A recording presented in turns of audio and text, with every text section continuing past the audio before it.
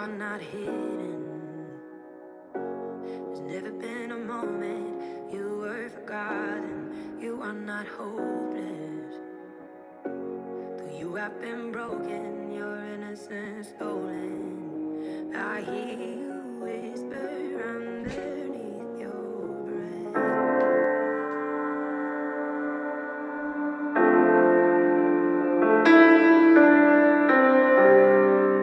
The poor can teach us, but the only way we can learn is to listen.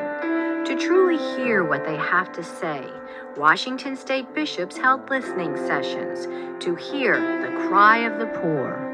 A lot of people judge thinking, that we're out there just to get a free ride.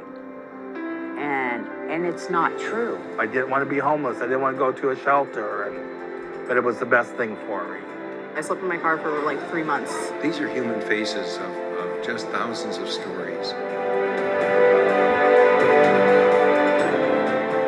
From a senior citizen raising her grandchildren to a migrant family working the fields, the bishops listened to the voice of poverty and examined the question, who is my neighbor?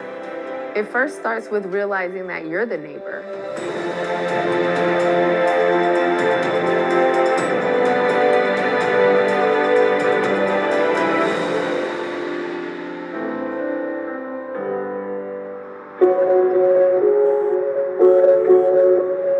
Located in eastern Washington, Spokane is known as an all-America city. But like many cities, the invisible poor live in plain sight. We see the face of poverty and hear the cry of poverty every day at Catholic Charities. We serve over 77,000 people a year, different people, and all of them come to us with a struggle. The things that cause poverty in our community in Spokane most often are one of three things. First is untreated or undertreated mental health concerns. Second is untreated or undertreated substance abuse issues. And third is adverse childhood experiences, something that happens to a child between birth and age 5 that should never happen to any child. Additional causes can be lack of education, immigration status, racism, and no affordable housing. How you could have everything and lose it in one day. Matthew is homeless. He struggles with mental and physical disabilities. What I think people can learn is that don't judge a book by its cover. Get to know somebody before you judge them. 2 sugars. 2 sugars. Serving coffee to them, you get to know them over a period of time. You get to know their stories, their names, whether they want 1 spoonful of sugar or no sugar, or just a cup of tea. They really are God's people, brothers and sisters in Christ who've had struggles in their life. Most of these guys, if they don't have a bed tonight, they end up sleeping on the street. I think the biggest thing I've learned is that homelessness is not a choice. Those living in poverty need shelter for a variety of reasons. And after surgery or a serious illness, they often need a bridge between the hospital and the street. This truly has humbled me, and I'll never be the same person. Ali lost his health, his job, his insurance, and finally his home. As he recovers from surgery, he's one of the fortunate few to have respite. They've done a lot for me. I can do better, and that I can be a standing voice and help others and help them with their situation.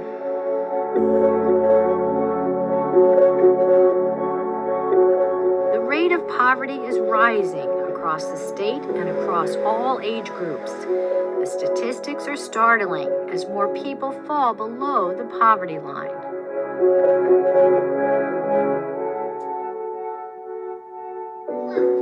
Among those hardest hit, women and children. About 6 months ago, I was working and I had a really good job, actually. It was a really good paying job, and then I lost it. Unless you have a really good backup plan, you are easily 1 paycheck away from living on the streets. I feel like bad things could happen to anybody. Nothing makes you completely immune to it. Brianna's on disability and had no home for her children. A lot of times people are alone without anybody.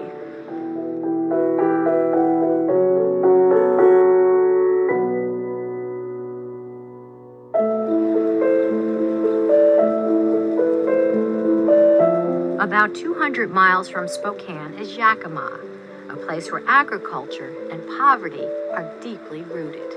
Central Washington is a place where we have a lot of poverty. We have many folks that are struggling just to make ends meet from paycheck to paycheck. We have families that need affordable housing. We have families that, because they're in rural places, they don't have a lot of other resources. About 20% of Yakima's population lives below the poverty line, a reality reflected in education. We're in a part of the state that has the lowest kindergarten readiness. We have some of the lowest graduation rates in the state, much because of poverty. Lack of education, addiction, and crime contribute to intergenerational poverty, and children often grow up without their parents. I worried about not having a roof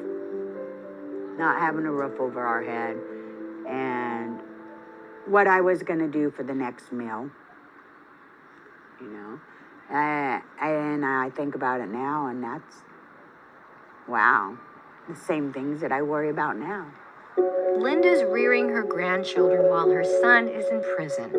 When her children were growing up, Linda had her own struggle with homelessness and addiction.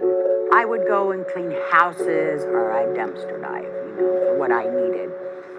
When I remember back in the day, the kids all thought that they were so cool because they had name brands. I'd go to the Goodwill and take off labels and put them on my kids' stuff just so that they thought they had that name brand, Because she knows what it is to be poor, Linda's teaching her grandchildren how to be compassionate.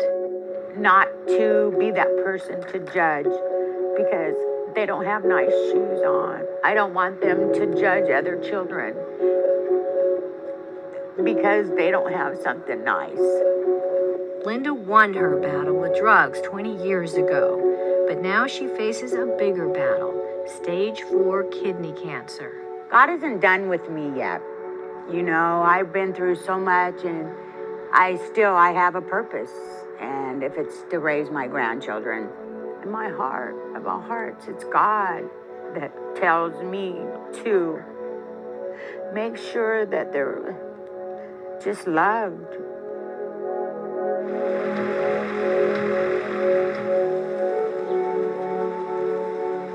Because the Yakima Valley is agriculturally based, many people come from other countries in search of jobs and a better life.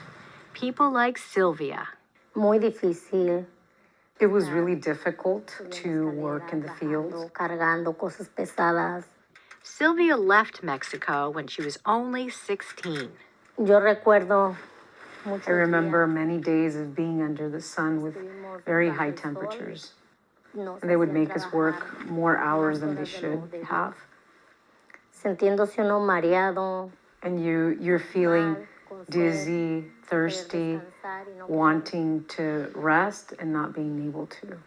Today, Sylvia is on a path to citizenship and getting her education.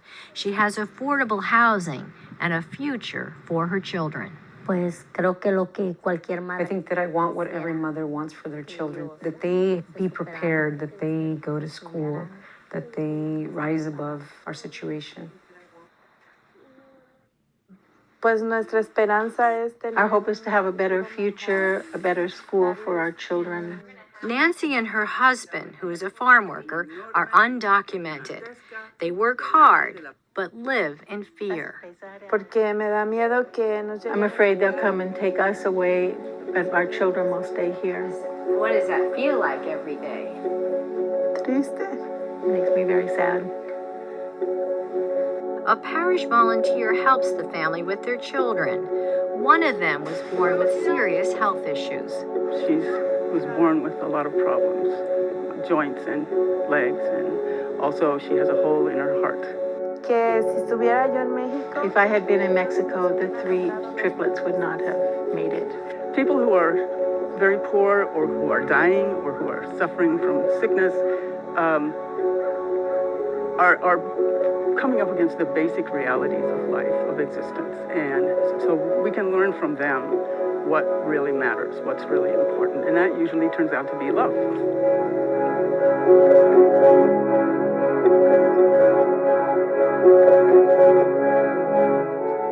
Charity that does not change the situation of the poor isn't enough. We are committed to that Christ-like relationship to the poor. In order for a person to be in a position or a place where they can begin to accept healing or seek healing, they need to be first secure and safe. A safe, decent place to live, adequate health care, adequate food, adequate medical attention. These things are all, deeply rooted in the Catholic way of thinking about basic human rights. Catholic people and parishes' whole life is sacred. It's at the core of Catholic Charities, Catholic Community Services, St. Vincent de Paul, Mercy Housing, and parish-based outreach across the state. Lack of housing deprives people of a basic human need. The nature of poverty continues to be reflective of the divisions in our society based on race and class, education and background. We see also poverty continuing to hit young people, children, families in a disproportionate way among all racial groups. I work with the Black community who are homeless or at risk of being homeless, who are represented disproportionately among the poor and the working poor, and how could we change that reality? Really thinking about the next person, the next family that comes through. I was homeless, not in a sense of living under a bridge, but not having my own stability with a young child, sleeping house to house on couches. Affordable housing gave Kendra stability, an education, and a career. I'm working in fund development with Catholic Community Services as a recipient of the services long before now being an employee there. I know that it works. Hope, it starts with Christ.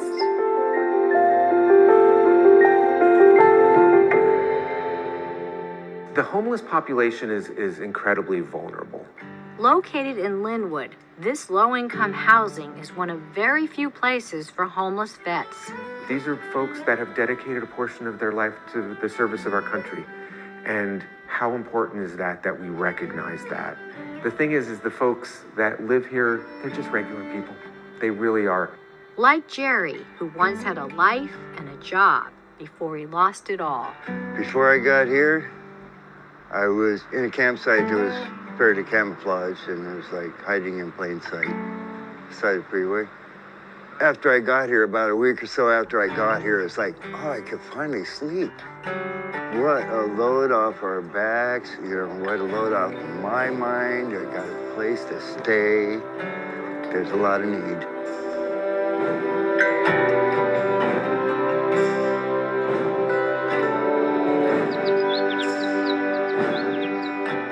Well, I think in this area, the face of poverty is very much evident in the lack of affordable housing. Mount Vernon, located in the Skagit Valley, is known more for tulips than poverty. That's because undocumented farm workers live in the shadows. The farm worker community here, they're very invisible. We all want to pay lower prices for our vegetables that we buy, but we don't see the person out there in the field picking the blackberries or picking the strawberries or the vegetables. For many immigrant families, the needs are desperate and full of hard choices. Do I have to buy diapers or do I have to go and eat? They didn't have no clothing, no diapers. And the parents help a lot. Immaculate Conception help us with the food and the clothing. Gia is part of a parish-based outreach called Prepares, an initiative created as a call to action by Washington state bishops. We take parishes, we have parish coordinators that go in, they find volunteers who are willing to walk with these parents, whether that be to offer urgent needs, diapers, clothing, or be mentors. And I think if we can just take our gifts that God gave us and take the gifts from the mom that we're supporting, we can't help but be richer people. In support of life and justice, the bishops want Catholic parishes to participate in solutions toward ending poverty. We want the 300 Catholic parishes across the state to be open for families to walk in and say, I need help. It touches me deeply to be around people who are struggling, and it makes me aware of sort of the depth of the importance of community. To see the face and hear the voice of poverty is to recognize our shared humanity, not only as neighbors, but as brothers and sisters in Christ. Our call to action is to witness their struggles and be willing to walk the journey with them. If we don't have compassion, then we don't know what the other person that has less than us is going through. They want to be seen, they want it to be acknowledged, they want it to be accepted as a person of value. I want to spend my life helping others, volunteering. You know, I've been both sides. And seeing the person underneath the clothes that may be dirty that because they've been living on the street is a person that had the same hopes and dreams that you and I have. Just being able to acknowledge people. I acknowledge you. You know, you are still a living being here on the earth. I'm not going to overlook your presence just because you don't look like me, or you might not have the same aroma as me, or we don't have anything in common, or I don't necessarily have to. It's just being able to say, I see you. When Jesus asked the scholar of the law who was neighbor to the robber's victim, the scholar answered, "The one who treated him with mercy." Jesus said, "Go and do likewise."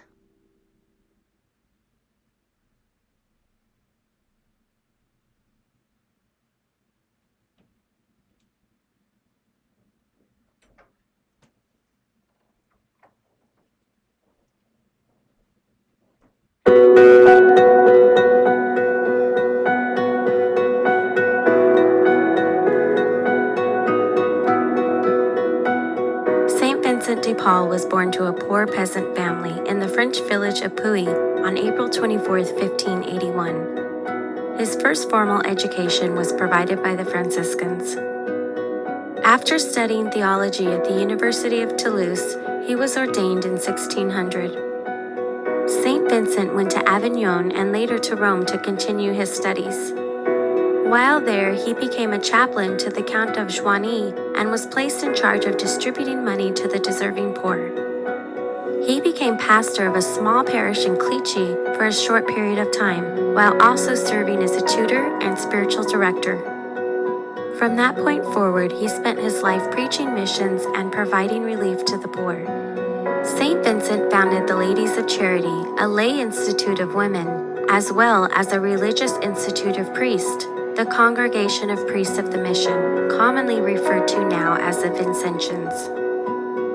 The Vincentians remain with us today, with nearly 4,000 members in 86 countries. Saint Vincent also co-founded the Daughters of Charity with Saint Louise de Erlich. More than 18,000 daughters today serve the needs of the poor in 94 countries. In 19th century America, Catholic immigrants began arriving in droves. They were often not welcomed into American society. One of the perennial questions in the 19th century was concerning whether the immigrants coming to America from Catholic countries could be faithful Catholics and at the same time loyal Americans. That sparks a conflict, a struggle, if you will, that's going to last much of the 19th century. Catholics were often ostracized in communities across the United States. Their churches were burned or graffitied. You really are dealing with a visceral anti-Catholicism. But even without this prejudice and fear from the Protestant majority, the Catholic immigrant population was already in a state of crisis. They're working in the most difficult jobs, the most dangerous jobs. People get tuberculosis, people have industrial accidents, people have heart attacks, they drop dead. So this is long before unions. This is long before workers' compensation. This is long before any kind of safety net exists. Catholics were also barred membership in many mutual benefit societies, meaning husbands and fathers had no means of protecting their family in the event of an untimely death. Many widows found themselves and their children doomed to destitution and ruin. If you could not support your children, the law, the probate court would come in and take your children and farm them out. They would literally take children away. It is exactly this dismal situation that prompted a young priest into action. Venerable servant of God, Father Michael McGivney was the assistant pastor at St. Mary's Church in New Haven, Connecticut. He was deeply concerned about the pressures tearing apart Catholic immigrant families. On October 2nd, 1881, he called a meeting of local Catholic men in the basement of his church. He shared with them his vision of a Catholic fraternal group bound by the spiritual principles of charity and unity. Christopher Columbus is seen in the 19th century as in part an evangelizer. He brought not only the European settlements, but he brought the gospel. He brought the Catholic faith. Also, the term knights focused on what we would call today the knightly virtues, being there to defend the weak, helping those in need, defending the Catholic Church. The Knights of Columbus, from its very first, was an effort to make sure that women and children who became widows and orphans did not, in addition, have to suffer becoming destitute. And the Knights became chief defenders of Catholics in that time period. So all these newly arrived immigrants saw the Knights as protection against prejudice. And that was a very, very powerful lure